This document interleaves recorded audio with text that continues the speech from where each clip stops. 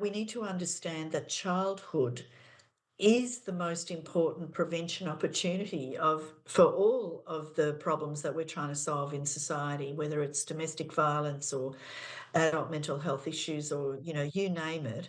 If we can get in early and to help during childhood, as early as possible, help kids and their families, that is a very important prevention opportunity. And frankly, it's being ignored.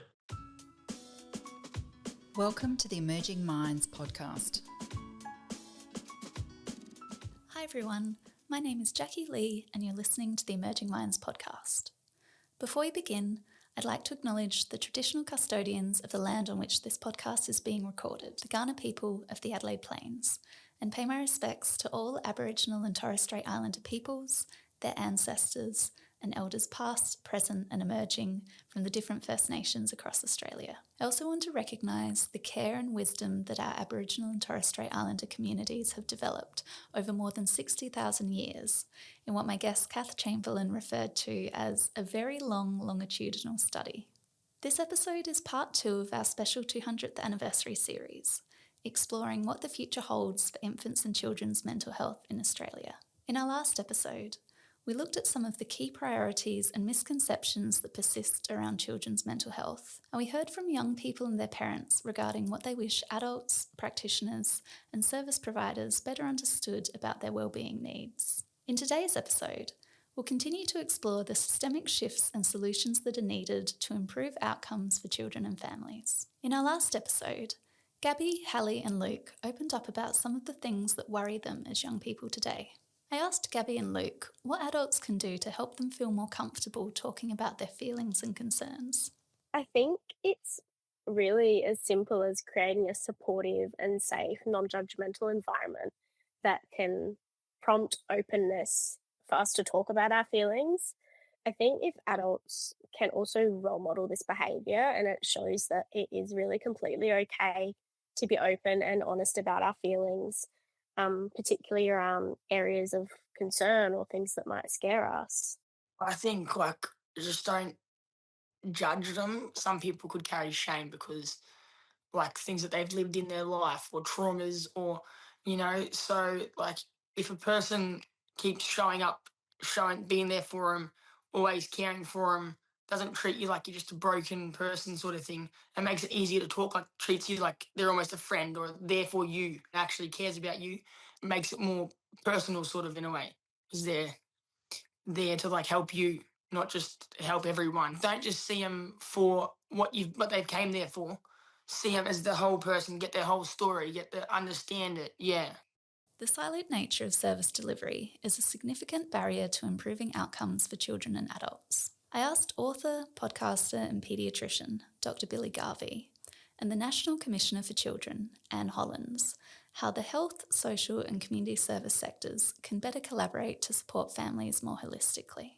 Proactive relationships. I think a lot of the time, we hear about, say, clinically, a kid that is drowning, he's trying to set fire to the school, he's been expelled from 4 schools, or a girl that's, really suicidal and self-harming, or even younger kids that are really destructive and they keep moving around foster homes and all this kind of stuff. And then we meet each other professionally, and it's just really ridiculous, because how do we have trusting partnerships with professionals if the first time we're meeting them is in distress and chaos for a family? And so I think we need to resource that. We need to think about, making sure that, for example, every primary school knows all the preschool educators, the maternal child health nurses, the GPs, the occupational therapists, the speech pathologists, the family services team. That's what it should actually look like, so that everyone's aware of the entire community. And I think specifically for, families that have experienced vulnerability or disadvantage, I think it is important to proactively go towards those families and think about how do we come around them and how do we make sure they understand that we're there to help them. And I say that multiple times a day in clinic. I will say, I'm paid to help you. My job is to help you. I get paid well to do it and I love doing it, but you will decide whether I'm helping or not. Because a lot of these families are intimidated by those spaces. they're grateful, they're worried you're going to be caught out, they're worried I'm going to report them to child protection, those type of things. But for me to achieve success with them, I need them to trust me and I need them to see that I'm actually in a partnership with them and that I'm being paid to do it by their tax-paying dollars. I think we're not rewarding collaboration or coordination or integration, which is what I would really like to see. You know, we've got these child and family centres or hubs that have been set up for in the early years, usually integrating health and early childhood education and social services. But what I'd also like to see, and there are a few of these, for schools to also be community hubs. So not just in the early childhood age group, but primary school and even high school. Now, there's many fewer of those, but there are some. And I think the same principle applies. And, you know, you see it in other countries in the world where they have whole of family health services co-located with a school. And, you know, it makes a lot of sense to have health services in the same place. I mean, schools don't have to do it all themselves. We wouldn't ask schools to do that. But there are, in every community, there's some level of service provision, but we expect families to go out and find them. There's a lot we could do, really, to operate these services in a way that meets the real life human needs of human beings, rather than, you know, the siloing that we have out there is only designed to meet the administrative needs of governments. That's all they are. So we have to challenge that and integrate what we're doing with other services. Billy also spoke about how collaboration and communities of practice can help professionals who are feeling overwhelmed by the complexity of the challenges faced by the children and families they're seeing. I mean, as a clinician, I have to say that is a valid feeling, and I have it, and you should feel like that is a strength within you, that you can tap into that and say, this is really overwhelming me. It's also not because you're failing or because you are not trying hard enough. You know, all of us as professionals in this space meet those families that think it's just because they need to try harder, and how destructive that mindset can be. But, you know, there's too many professionals out there that are isolated, or they sit within organizational structures that don't actually support them. You know, in thinking about how do we make sure, and we're trying to build this out more through the hospital I work at, but also my social enterprise. How do we proactively build, you know, communities where the professionals that are overwhelmed can come in, share that experience and get that support, but also build their capacity so that they go, I'm really struggling, you know, with new mums and unsettled babies. How do I build my skill set in how to support them? And then we go, sweet, that's what we're going to deliver. We're going to build capacity around that cohort, or mental health first aid, or whatever it is. Yeah, you even spoke earlier before we started this about facilitation training, and that's been one of the best things I've done, because it's helped me go and share my learnings and what I have experienced in clinic with other professionals in a way that can actually be helpful. So thinking about that, relational practice is another one. Like, we train a lot of people in that space because the technical expertise is, you know, if at most it's half of it. But if you don't actually understand how to communicate and build partnerships with the families we support, you constantly feel like you're failing as a professional. Why is this parent not listening to me? Why don't they go home and do what I've said? You know, and, you know, relational practice shows us how to do that. How do we make sure their voices come out in clinic? How do we make sure they don't feel intimidated by our authority? How do we share power? You know, restorative practice, like, once again, really misunderstood. A lot of professionals, you know, don't have a good understanding of how to do it. It can be destructive when it's done poorly, especially in schools and things like that. So there's just so much opportunity, I think, for us to do this better by collaborating better. And the professionals out there that are feeling overwhelmed by the complexity, it's not because something's wrong with you. There's lots of people, including me, that I feel like that. But how do we address that by building communities where we can support each other and build our capacity? And I think that's the beautiful thing that I'm starting to get to do more and more of. And I love sitting in clinic meeting kids, but I think the stuff I do outside of clinic is more meaningful.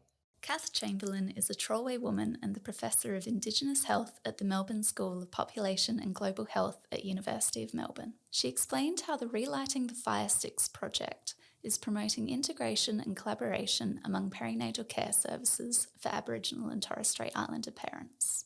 We're piloting a see one, do one, teach one model to try and support other services. The aim of that is to really support some of the amazing innovation that's going on in this sector with the whole birthing on country movement. So working with services that want to implement improvements in perinatal care for Aboriginal and Torres Strait Islander women so we're supporting those services to sort of have a look at what's going on with other services that are doing similar things to what they want to do, supporting them to implement those changes. And, our hope is that then they'll be able to support other services who want to do the same things, because there's a lot of innovation and great programs being done around the country in pockets. The problem that we have is that it's not widespread everywhere, and we need to, somehow get that across everywhere so that all families have access to that kind of really great care. Brad Morgan is the Director of Emerging Minds. I asked him about the most promising models of care that he's seeing today and what policy or structural changes are needed to support them. Say some of the really promising opportunities and models I think we're starting to see internationally but also locally as well is these ideas of wraparound and systems of care that can provide support to families. It recognises children and their parents or their other family members aren't isolated from each other's needs. They actually interact with each other and have an influence in each other. And so rather than just individual support, how do we set up structures that are very much focused on wrapping around the whole family and the family's needs and the connections of those needs, not just mental health, but with other social health, cultural needs that sit within families. But I think within Australia, we obviously need the governance structures and the systems to enable that practice. And I think that's something we hear a lot from workforce and from families. This is the desire, there's a need for this, there's even evidence and strategies and frameworks to do this. But unfortunately, we don't have necessarily the organising structures or funding structures that enable that and make it easier for that to happen. In fact, I think a lot of people talk about it actually prevents them from doing that type of work that they know is needed and works for families. Commissioner Hollonds emphasised how our current education system in particular is failing children and young people. Again, those in the most vulnerable of circumstances are dropping out of school around about the age of 8 or 9. I never met a kid in detention centres who'd gone past year 7, by the way. Some of them had stayed through primary school because they really liked it and they had a good relationship with their teacher. But of course, they lose all of that when we expect them to change to high school. So the model of schooling really is not fit for purpose for them. Here's Billy again. It's really about, from as early on as possible, how do you involve the community in talking about what their needs are? And that's one thing I really learned about from the PhD, for example, was that it wasn't a universal one-size-fits-all. Like schools that were within a kilometre of each other had completely different needs. Even simple things like how you talk about language. One of the privileged schools was like, to get the parents interested, talk about child mental health, and the school less than a kilometre down the road that was a disadvantaged school in terms of socioeconomic components of their students, they said, whatever you do, don't mention kids' mental health because the parents won't come. They'll find that too threatening. That's not a phrase they find helpful. And so we spoke about how do we help all of our kids to succeed, and then they came. So it's a really interesting thing, I think, that we kind of have our own bias in like we know what will help these kids. And so we go in and want to do that. But actually, we should go in and ask, how do we help? Also, how do we just better use our existing resources? I think there's so much siloing of different groups doing exactly the same thing in a community. They start competing for the same resources instead of actually collaborating and being a stronger offering to the community. Simple things like how do we communicate what each other are doing? How do we communicate across services? Like how do we do that? But I think a big overarching thing is we just need to prioritize supporting the social and emotional development of our kids more.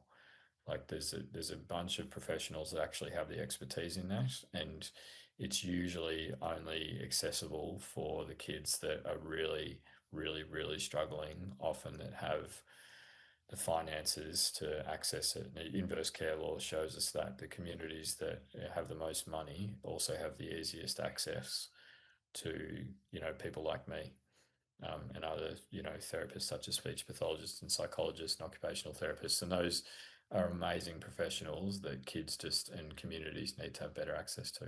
Brad agreed that the short-term nature of funding is driving competition amongst services.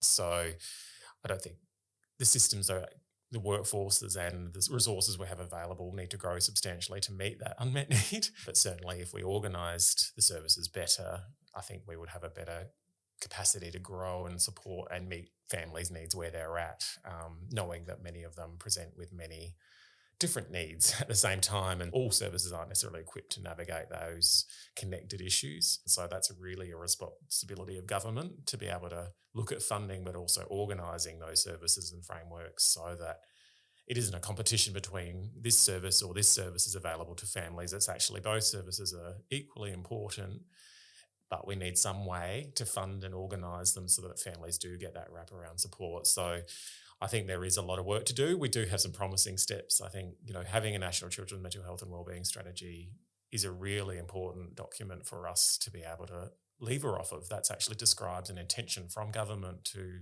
do that wraparound, to focus the attention on this population. I asked Billy how shifting from a diagnostic to a needs-based model of care could help to improve outcomes for children and families. I think one of the problems is that the diagnostic model that I'm trained within and that we use for things like how many kids statistically have a clinical mental illness is that on an individual level, it's very, deficit based. It's like, what's wrong with you? That's one problem with it. The other problem is it's very rigid. So it says, you have to be experiencing this for this long and things like that. And we know that if we can catch signs of emerging mental illness, for example, it's an earlier way that we can put in resources around kids. We need to put less intense resources, and those resources won't be needed for as long. So waiting until kids cross the clinical threshold is not a great idea.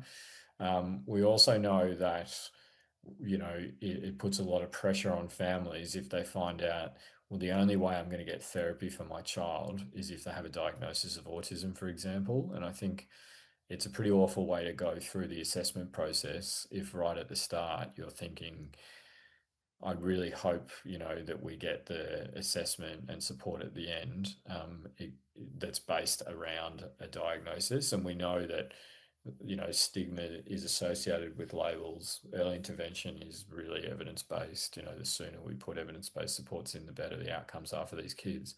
But we also know the younger a diagnosis is made on kids, the more likely they are to experience stigma around that. And we were talking about a kid having a really hard time, a teenager who has a intellectual disability not severe enough to get supports. He has autism at a level where he could get supports, but he really hates the idea that he's got autism, so he refuses to have that acknowledged, and he's gone through all these expensive assessment processes and no one's actually prioritized what's this kid's experience, what are their preferences, how do they want to step through this process. So I think the model that currently exists, is not great at saying what are the individual needs, as you've said, of this child family community that we're trying to help.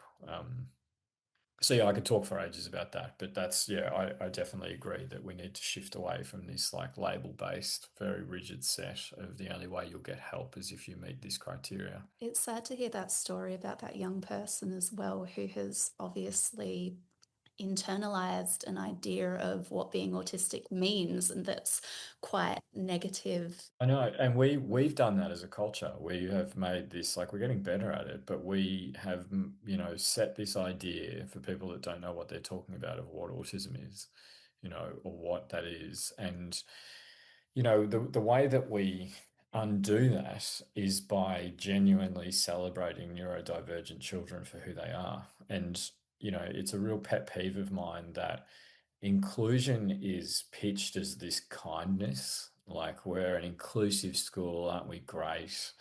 And it's like, no, we're a stronger school because we're inclusive. Like little Billy doesn't learn the same way as everyone else, but we've figured out how he does learn.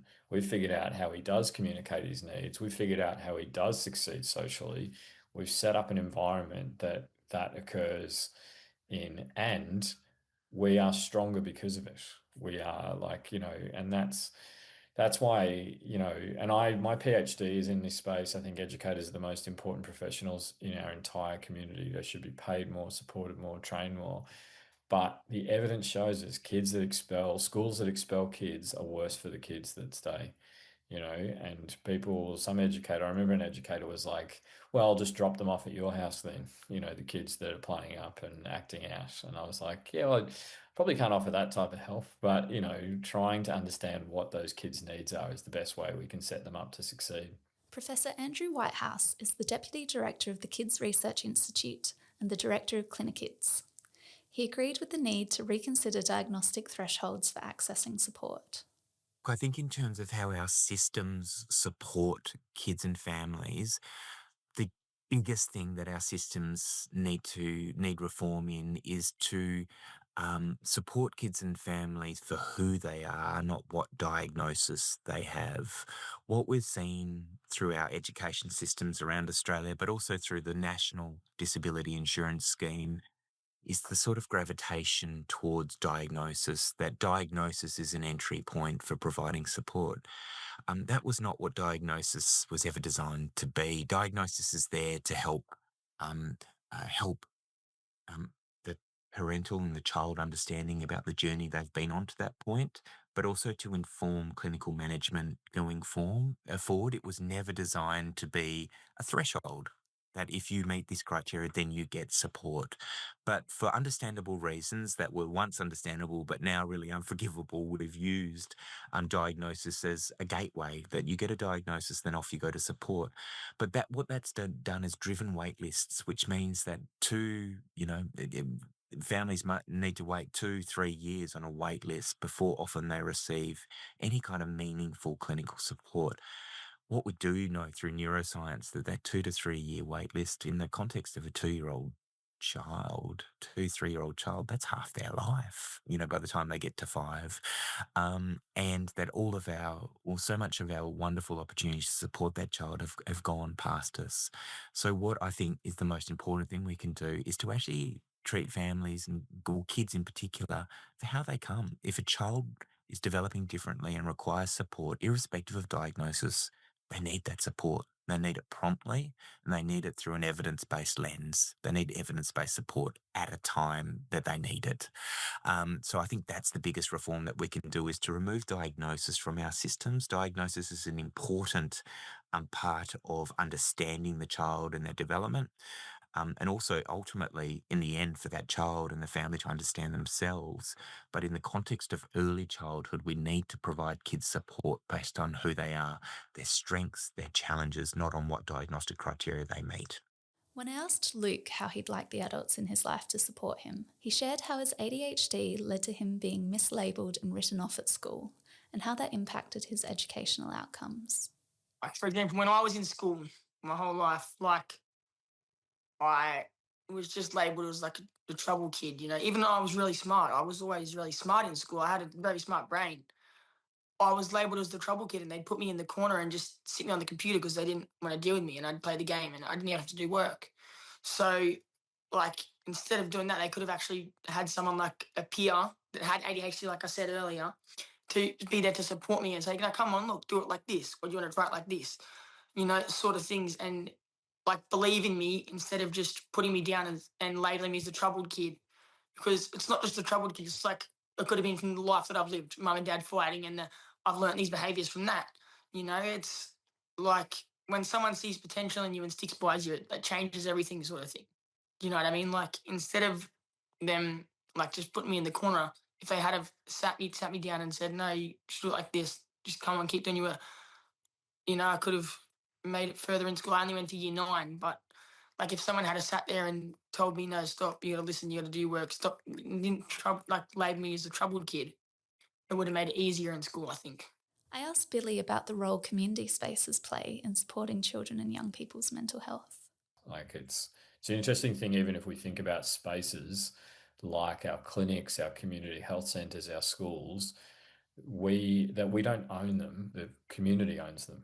We as professionals going into those spaces are invited guests and visitors, you know what I mean? I think, imagine if hospitals looked like that you walked into them and you were like, this is our community space to have our physical and mental health needs met, you know, as opposed to like, I'm given a time, I have to come at that time. If I'm 5 minutes late, you know, I thank you for seeing me, all of that stuff. And a lot of families, that's what school's like, because when my dad was spoken to by the teacher, I got hiding when I got home, like, I'm just trying to keep my head down, you know, all of that stuff, instead of being like, no, this place is meant to make me, you know, happier, more successful, feel safer, enrich my life, help my learning, help my development, help my well-being, all those things. And that's how every space should be, like, including like all the sporting clubs. The best thing the footy club does is not teach the kid how to kick a goal or win a grand final. It's make them feel like they're in a place that celebrates them and that they're safe and loved. You know, like that's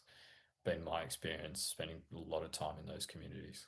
Billy went on to discuss how improving mental health literacy and upskilling community members could help to alleviate some of the burden on our mental health care systems. Another big thing that I believe in, and the evidence shows as well, is how do we get the expertise out of doing one-on-one stuff and into the community and sharing their knowledge and their experience? Because I can see, you know, a dozen kids a day that have waited 2 to 3 years, or I can go out in the community and try and meet them earlier in their difficulties by speaking to their parents, by speaking to their teachers, their footy coaches, you know, the amazing GPs and maternal child health nurses and preschool field officers and all those people that actually are the ones doing all the work. If I can share what I've learned in clinic and my training with them, my reach is much better. And so I think there's so many of us that are nervous as professionals going outside of the clinical room. But I think that's one thing, including in the media. Like the media is just saturated with experts that have no training, especially in child mental health and development, but they're out there advising the public about how to bring up kids, how to respond to anxiety, how to build resilience, and that, you know, it's potentially harmful because parents are investing in strategies or communities are investing in resources that are occurring instead of things that are actually evidence-based or developmentally informed. And so it's a bit of a boring answer, but that's kind of where I see the hope. Not we train a handful of fellows every year that they will not meet the need, you know, of developmental peds out there. We need the people with the training to go out into the community, understand what their needs are, and then build, you know, relationships with them, but then build interventions and evaluate them properly with randomized controlled trials, you know, making sure we pilot them first, making sure they're co-produced, so that the people that will be experiencing those interventions are a part of the whole process of designing them and evaluating them and delivering them. Community is really coming through as a theme, not just in this conversation, but in other conversations that I've had for this episode as well. Yeah, well, I think a lot of us worry about that really isolated family. Like I grew up in that experience, a single mum, didn't finish high school, waitress, like, you know, all that kind of stuff. But there were people in her life that she trusted.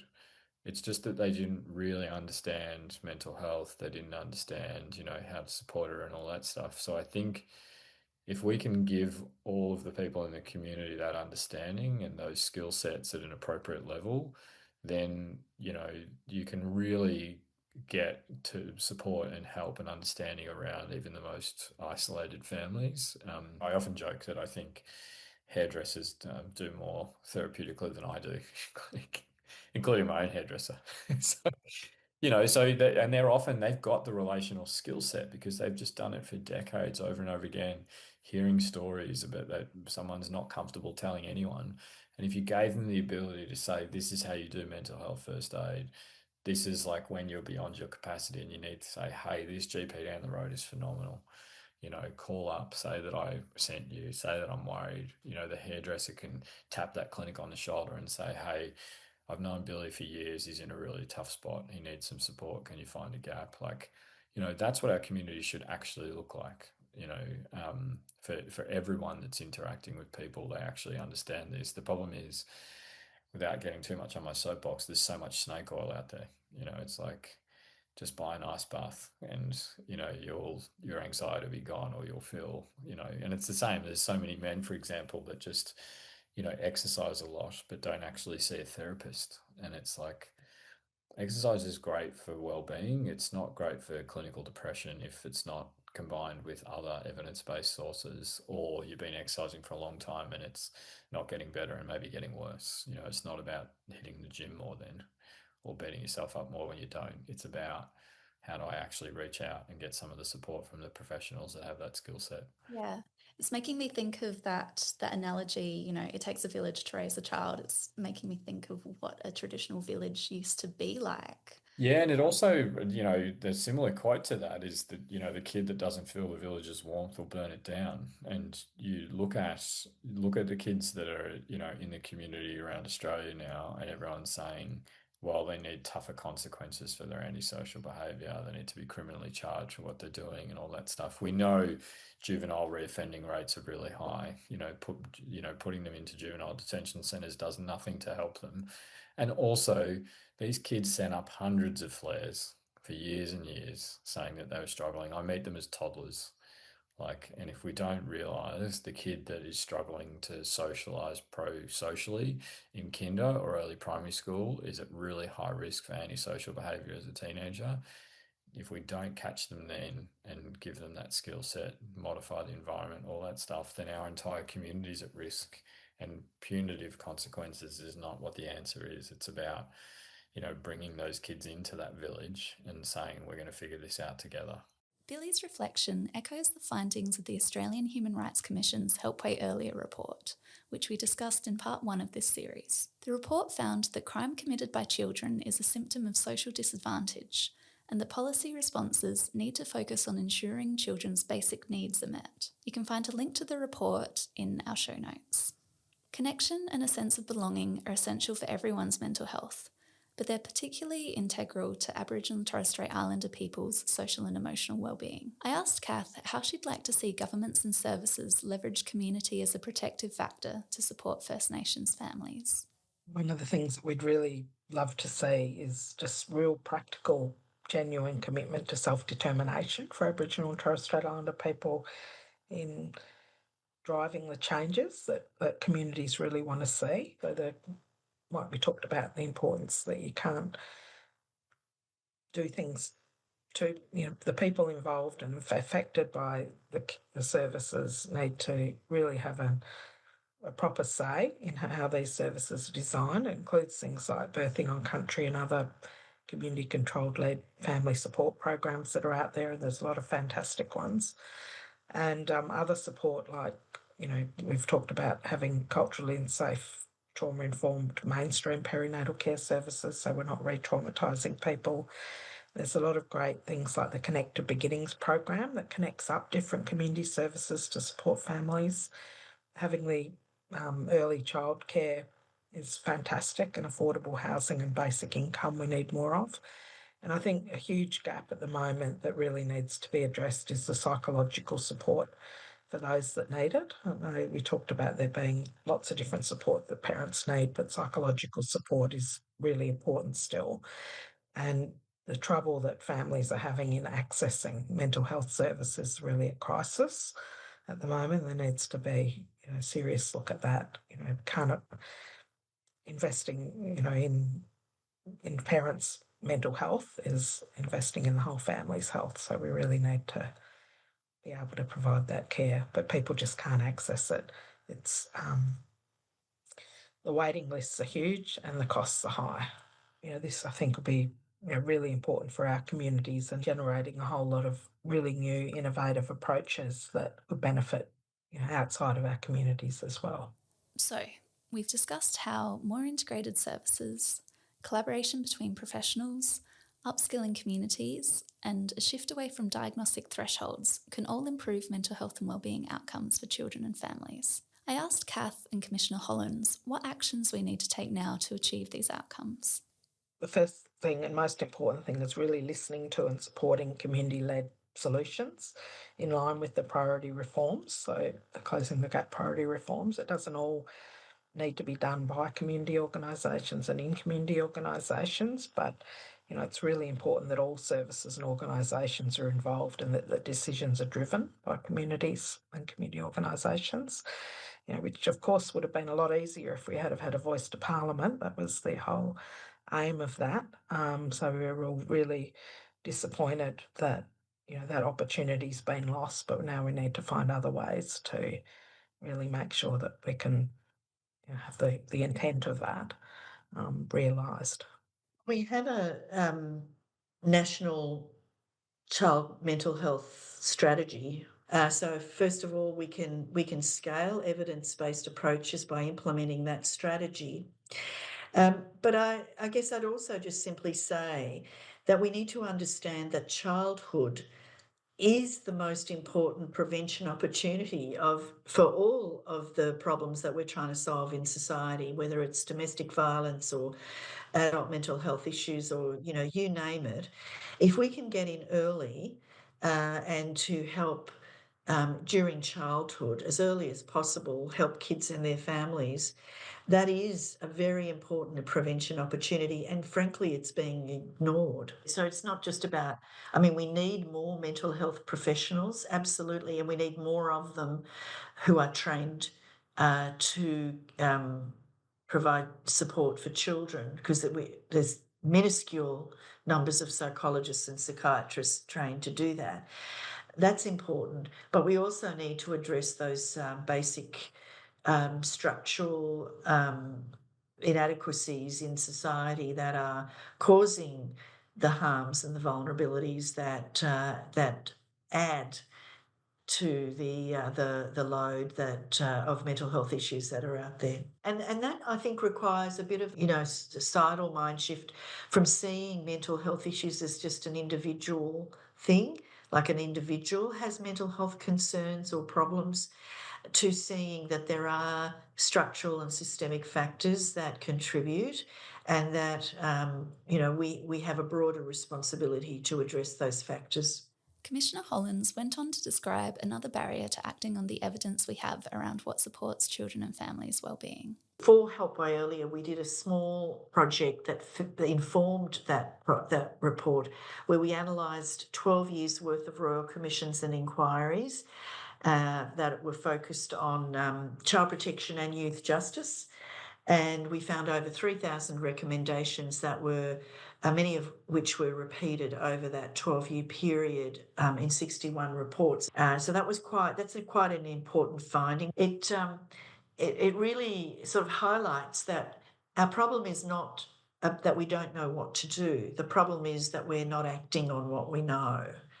And this is something that I've spent a lot of time thinking about. And firstly, it's pretty evident that there is no accountability point within government that would be responsible for acting on recommendations from royal commissions and inquiries that relate to children's needs. We have no cabinet minister for children at the federal level. And so those of us who are advocating for children have to speak to all the different ministers who all might have a tiny bit of children as their responsibility, or children's policy as their responsibility. So I'm talking about health, education, social services, Indigenous affairs, etc. But there is no one who is responsible. And that's how they get away with not implementing 12 years worth of royal commissions and inquiries. And we've seen a recent playing out of that with the crisis in the early childhood sector, the safety concerns that have emerged this year through media exposés and then the police actions that we've seen. And we've also even now the public understands that 10 years ago there was a big royal commission that made a bunch of recommendations to improve the safeguarding of children across all sectors, including early childhood. And they've literally been sitting on a shelf for 10 years. And of course, there's been other inquiries since then and other recommendations that have also sat on a shelf.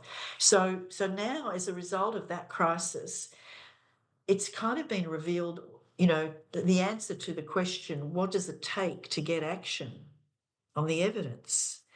Because that's what a lot of people have been wondering. And so out of this example, we saw that it took a crisis, unfortunately. It took children being harmed who didn't need to be harmed if they'd acted earlier. Then we saw strong leadership from the Commonwealth Government. And then we saw the state and territory officials, the ministers, also stand up and admit their failures and commit to collaborate with each other and the Commonwealth to fast track the implementation of those long overdue reforms. And it really is a scandal that this happened. But I think there's some learnings there for policy across the board relating to children. And we need to keep the pressure up. That's what all of us need to do, is to keep the pressure on and to use that example of what happened with early childhood as a positive model of what you can do. I asked the Commissioner how organisations and frontline workers can use this example to advocate effectively for systemic change and improvements in infant, child and young people's mental health. I mean, I think it's really important that local members of parliament understand what the problems are currently. We shouldn't assume they know anything, because they don't, pretty much. So those working in the sector, I often say, it's like, you know, you have a superpower, you have knowledge about child development, children's needs, you understand about mental health concerns. You know, you understand all of those things that the average member of parliament doesn't. So that doesn't mean they're bad people. They all want to help, but they need to be educated. So if you're able to go and talk to your local member, I would encourage that. If you're not able to because of your role, then, you know, work through your organisation and your peak bodies and your unions. Unions can be very good as well at standing up for reform. And then you can also pull together in new alliances. So one of the new alliances I've been part of initiating is called Act for Children. These are advocates who've come together and service providers who've come together from across sectors to call for things like a cabinet minister for children, so that, you know, that will help everybody's objective. If we had someone in government who we could talk to, whose job it was to look after the well-being of children, then things would be a lot easier than they are now. Absolutely. And sorry, can I just add that if you do go and talk to your local member, I can give you a suggestion of what you say, because sometimes we're a bit shy to go, we don't know what to say. So you could just ask them, remembering that a lot of them are new after the last federal election, you could say to them, did you know that child wellbeing is not a national priority? And then you can explain why you say that. You know, we have no cabinet minister for children. Child wellbeing is not a priority at National Cabinet. There's two examples. And then you can ask, well, what are you going to do about that? That's all you have to do. You have to sort of plant the seed. And then, or you might want to add, could you have a quiet word to the Prime Minister next time you see him? And I'll tell one other quick anecdote to illustrate that it does make a difference. I was speaking to a senator in Western Australia last year, and this senator said to me, Commissioner, you need to know I've had 20,000 emails about sheep. And luckily it was an online meeting, because I sort of nearly fell off my chair. I thought she was exaggerating, and it was probably about their live sheep export issue in Western Australia. So she said, you need to know I've had 20,000 emails about sheep. I have had no emails, not one, about children. So basically she told me that to set a challenge. But it did illustrate that they know the numbers. They know if they're being lobbied about something. So don't ever underestimate the power of what you know, your knowledge, that's your superpower, and the fact that the more that the backbenchers especially hear from constituents about these issues, the more likely it'll rise up to the level of ministers who are making decisions. I asked parents Fiona and Michelle what one thing they'd like policymakers and service leaders to know about supporting children and families. Listen to lived experience. really have lived experience voices because we've lived it on the ground. And textbook support doesn't work for families that have been through crisis. I feel like we need services to walk alongside families, not just in a crisis, and keep with families and offer just holistic support. I really feel like listening to lived experience will equal a brighter future for kids. Understand the audience that you're dealing with, better regulations around aspects that pressure mental health. Like there's a lot of policymakers out there going, we're just going to cut their social media. We're going to make the world great again. But have you stopped to consider what's the next fallout from that? And I think that's a bigger mental health challenge than where we are today. You might fix a problem for a certain age group or generation, but you've got the other generation to look out for as well. So fast forward to a few years' time, we're about to embark on taking social media away from a generation of children, which is a line in the sand, but we're going to have a pocket of kids that have been exposed to this high frequency area of their life, which you can't just shut off. So trying to deal, I think, in that space is going to be very tricky for this generation. I asked Billy, Brad and Cath what their hopes are when it comes to infants and children's mental health in Australia. I think we can lead the world in this space because of some of our strengths. I think also, there's so much beautiful stuff happening in the community that we miss sometimes, and we need to probably get better at highlighting the achievements that some of the community projects are having. I think, as I mentioned, I don't think this is about more funding. It's about using the resources we have better, understanding that even as professionals, we need proactive relationships where we collaborate and combine powers. And my hope is that we will start to see an improvement statistically in things like how many kids are developmentally vulnerable at school entry, how many kids are presenting to emergency departments with self-harm and suicidality. Adult mental health, hopefully we'll see that flow on, that we see reduced rates of adult mental illness because kids' experiences through childhood and adolescence are better and parents are having an easier time and just getting to enjoy their kids more. I think that I'm really optimistic because of the, half a dozen kind of models and different projects that I'm currently involved in.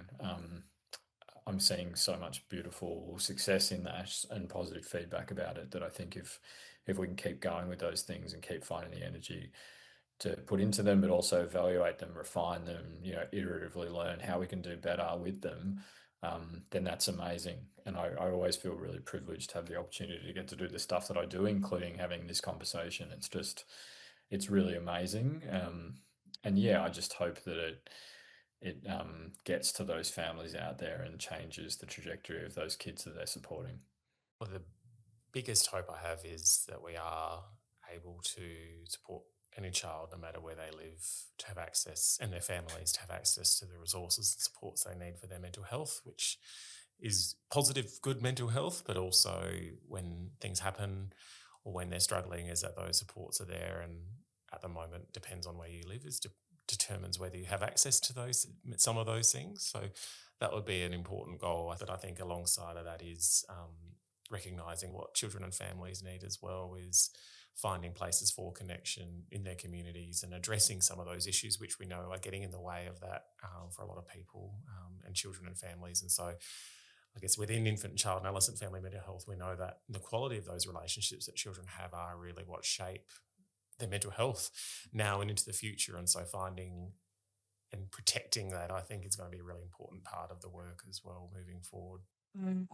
Well, my deep hope and sort of broad hope, thinking about it broadly, is that Aboriginal and Torres Strait Islander children can once again thrive in this abundant land that we now share with so many people from across the world, as they have for thousands of generations prior to colonisation. So I'd really like to see that happen again.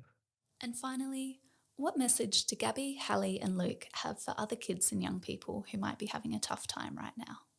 Really, it's important for them to know that you don't have to pretend to be okay if you're not okay.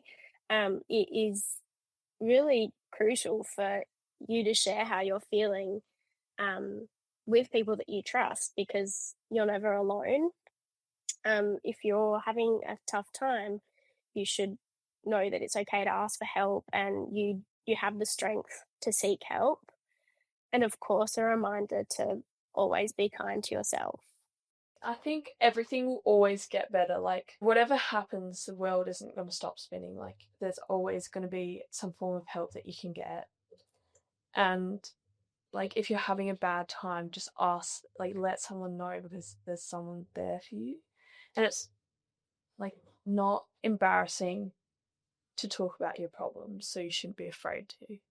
Well, what you're living in, like, now doesn't have to, like, try and make that not your future, you know what I mean? Like, I grew up in, like, drugs and violence and stuff, but I want something completely different from that, you know? And I've got to 20 now, and it's like I can start to see the change, and I'm starting to see that I don't want to live in that at all. And, like, you know, if you find someone that you can trust and you can talk to and help you get out on the other side of things, then, like, it definitely makes a difference. You don't have to carry it all on your own. Thank you for listening. We hope you've enjoyed this special series exploring the future of infant and child mental health in Australia. If you liked this episode, please consider leaving us a rating or a review in your favourite podcast app, or sharing the episode with a friend or colleague. Take care, and we'll be back in your feeds in a fortnight. Visit our website today at emergingminds.com.au to access a range of resources to assist your practice. Brought to you by the National Workforce Centre for Child Mental Health, led by Emerging Minds, the centre is funded by the Australian Government Department of Health, Disability and Ageing under the National Support for Child and Youth Mental Health Program.